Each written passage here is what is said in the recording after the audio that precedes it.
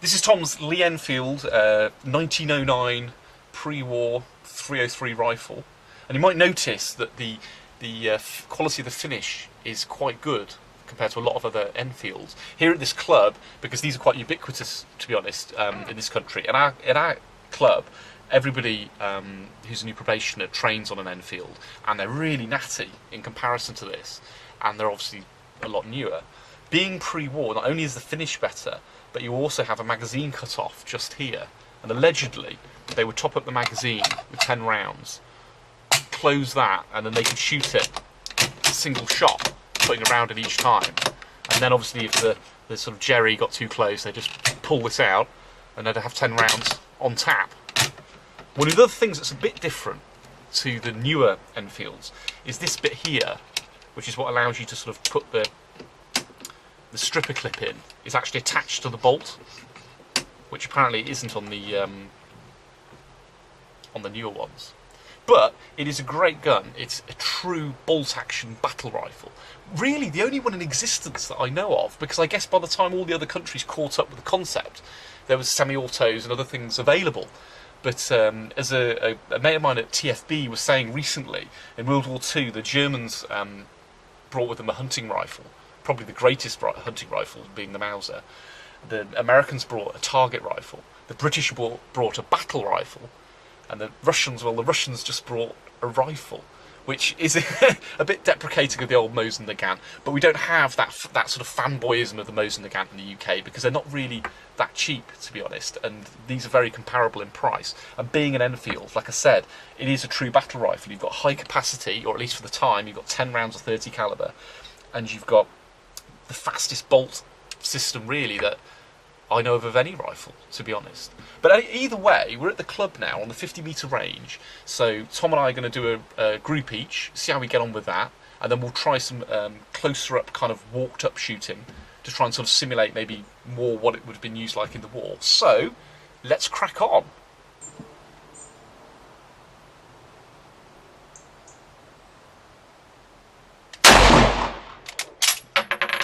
Got some binoculars.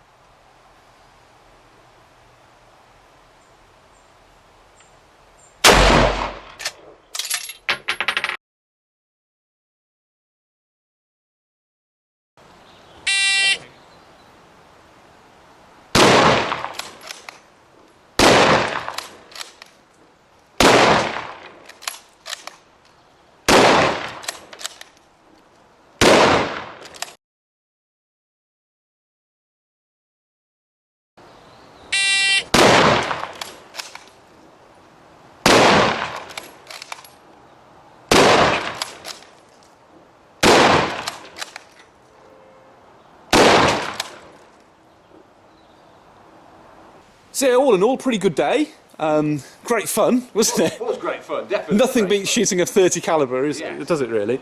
And the workmanship on that rifle is really quite exceptional, to be honest, yeah, for a military rifle. I've seen it compared to later SMLEs, and they're just like a piece of pig iron scrap, really. Absolutely, and it gorgeous. And it is a true battle rifle. It is, yeah. Because you think about it, the Mauser K98, that was like a 5-shot hunting rifle, really. You know, none of the other sort of militaries at the time were thinking quite in those terms. They were just converting normal rifles to fight wars with. Not that I'm knocking the Mauser by any means. It's an incredible rifle. Yeah, it is, yeah. But that, you know, that's the M16 of its day. Yeah. I mean, even now, even today, you could hold your own, you know, if it's sort of military type style situation, you wouldn't be unarmed with one of those. Not at all, no. piece of kit. They still people fight with them nowadays in Middle East. Yeah, and in Afghanistan they were known to use them, and the Indian military, I believe, still use them as well. Yes. And the Indians, apparently, they use them converted to 410 as a shotgun round. Police use them, yeah. Yeah, well, in prisons, basically. But you can get hold of those too. So it's pretty good.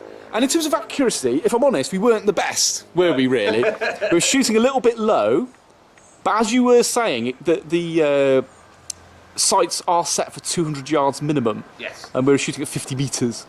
But either way, if you look on the right-hand target, that was Tom's target, you can see they're all quite low, to say the least. At first we thought we needed to aim low, but then we were compensating, but even compensating, it's still really low. Yeah, I mean, you compensate a lot, don't we? this is it. And then you can see my group there.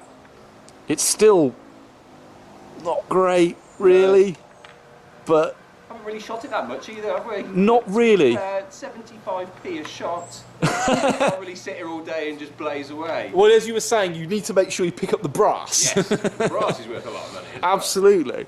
But with the walked-up shooting, and I suppose this is, to sort of simulate, perhaps, I don't know, walking up on the Jerry in the trenches or whatever, it's a bit better. You've got Tom's group there on the right. There. There's one thing.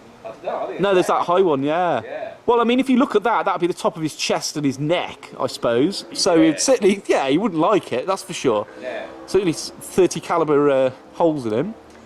But if you look at my group there, I'm actually quite pleased with that. Yeah, that's alright. I mean, that would be what, his left lung, pretty much, if it came to that. Smart, somewhat. Yeah, absolutely. And I have to say, actually, it's so much more comfortable to shoot when you're moving or you're stood up compared to bench resting. And one of the real problems I found with it, as I said before, is the length of pull is ridiculously short. Tiny, isn't it? Ridiculously short. I know military-style rifles, they're all like this, but really, you need a bit of length to get on it, to be honest. And with that brass butt plate, it slips a lot, which is a bit of a pain. But having said that, considering this rifle is, 107 years old, it's pretty incredible. I can't show you now, unfortunately, but the rifling is in amazing condition.